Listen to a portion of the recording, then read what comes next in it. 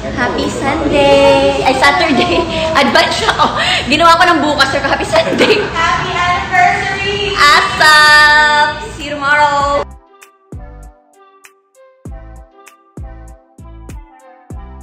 Hindi talaga matatawaran ang kasipagan ni Chinita Princess Kim Chiu pagdating sa kanyang trabaho sa industriya.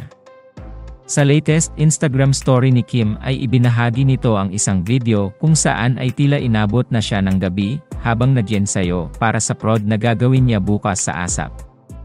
Spotted nga rin dito ang kapamilya actress na si Shaina Magdayaw. Happy Sunday! Ay, Saturday! Advance ako!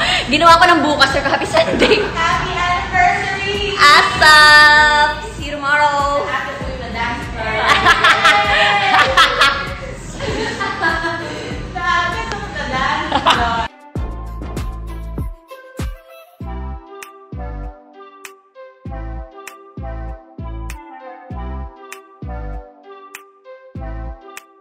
Sa kabilang banda ay tuluyan ng naungasan ni Kim Chiu at Paulo Avellino ang serye ni Sian Lim at Jenlyn Mercado sa Kapuso Network.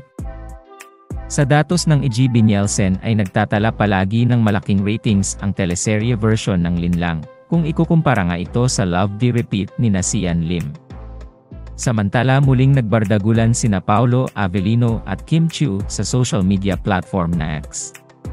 Ayon kay Kim, kalakip ng larawan ni Paulo Avellino na kuha sa set ng What's Wrong with Secretary Kim. Magkakalimutan na daw mamayang gabi, sabi ni Victor Paulo Avellino. Sagot naman ni Paulo kay Kim Chiu, "Pati dito nalilinlang mo sila Juliana."